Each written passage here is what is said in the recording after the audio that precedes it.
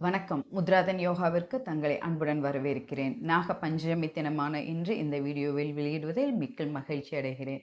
மகாவிஷ்ணு படத்திற்கும் ஆதிசேஷனை நாம் அனைவரும் பார்த்திருப்போம். ஆனால் அந்த ஆதிசேஷனின் ஒவ்வொரு மூச்சு காற்றுக்கும் இந்த பிரபஞ்சத்தின் பிறப்புக்கும் இறப்புக்கும் உள்ள ரகசியம் என்ன ஒளிந்திருக்கிறது என்பது நமக்கு தெரியாது. அதேபோல் நம் உடலுக்குள் தூங்கிக் கொண்டிருக்கும் குண்டலினி சக்திக்கும் இந்த ஆதிசேஷனுக்கும் என்ன சம்பந்தம் என்பதும், சேஷன் என்ற சொல்லுக்குள் பின்னால் ஒளிந்திருக்கும் மகா பிரளய ரகசியம் என்ன என்பதை பற்றி மிக எளிமையாக அனைவரும் புரிந்து கொள்ளும்படி இந்த வீடியோல பார்க்கலாம். இது உங்களுடைய ஆன்மீக உள்நோக்கிய தேடலுக்கு ஒரு புதிய பாதையை காட்டும் அப்படின்னு நான் நம்புறேன். முதல் பகுதியா ஆதிசேஷனோட பிரபஞ்ச மூச்சு. இதை இந்த வீடியோல நம்ம எப்படி பயிற்சி செய்யலாம்ங்கிறதையும் பார்க்கலாம் கடைசி பகுதியா.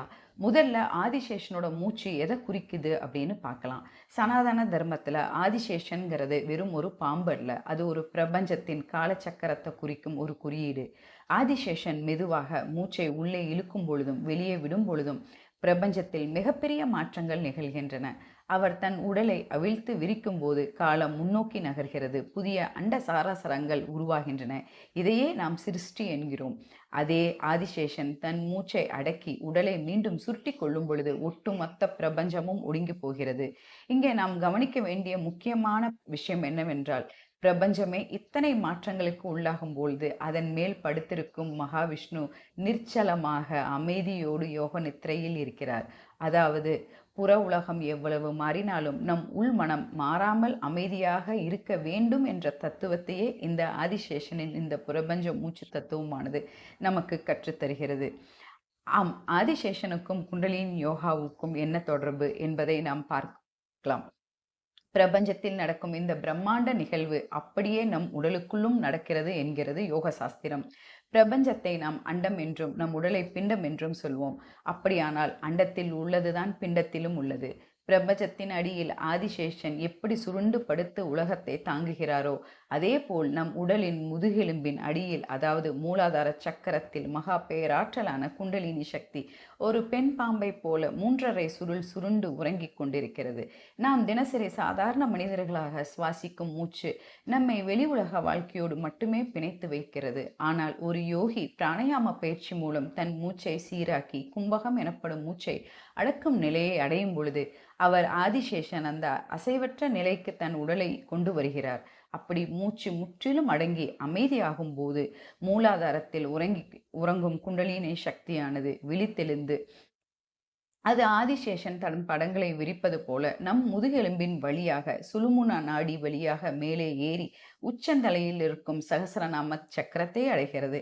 இந்த நிலைதான் ஆன்மீகத்தின் உச்சகட்டமான பேரானந்த நிலை என்று அழைக்கப்படுகிறது. சேஷன் என்றால் என்ன? சேஷன் என்றால் எஞ்சி நிற்கும் ஆன்மா என்று அழைக்கப்படுகிறது. சமஸ்கிருதத்தில் சேஷா என்றால் எஞ்சி இருப்பது அல்லது மீதி, ரிமைண்டர் என்று சொல்லப்படுகிறது. இந்த பின்னணியில் ஒரு வியப்பான தத்துவம் இருக்கிறது. ஒரு பிரபஞ்சத்தின் ஆயுட்காலம் முடிந்து மகா பிரளயம் ஏற்படும் பொழுது இந்த பூமியோ சூரியனோ நட்சத்திரங்களோ எதுவுமே இருக்காது.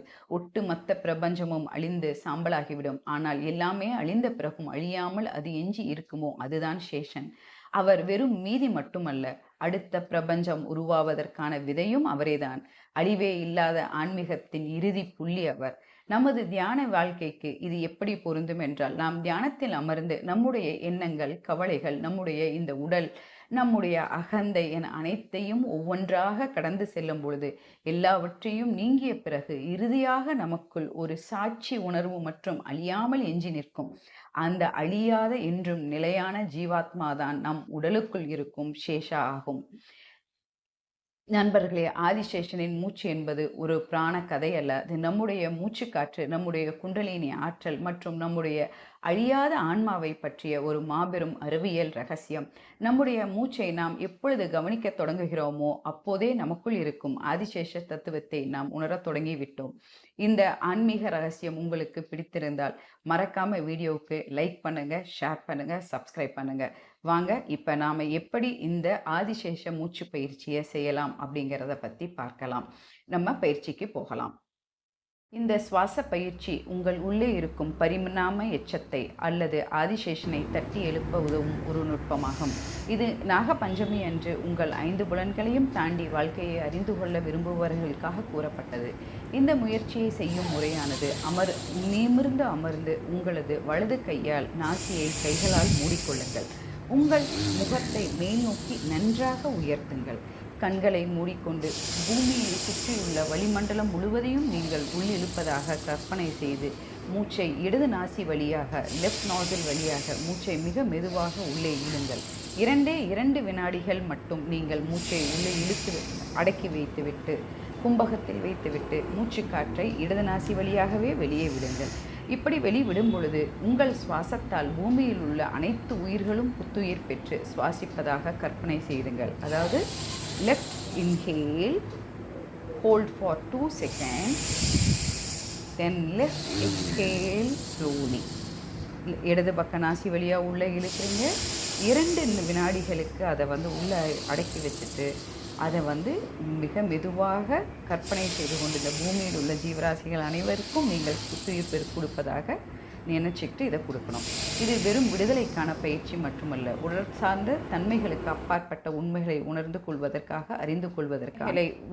அறிந்து கொள்வதற்கான ஒரு செயல்முறை மூச்சு பயிற்சியாகும். இதை விருப்பமுள்ளவர்கள் செய்து பயன்பெறலாம். நாக பஞ்சமென்று தொடங்குவது நன்று.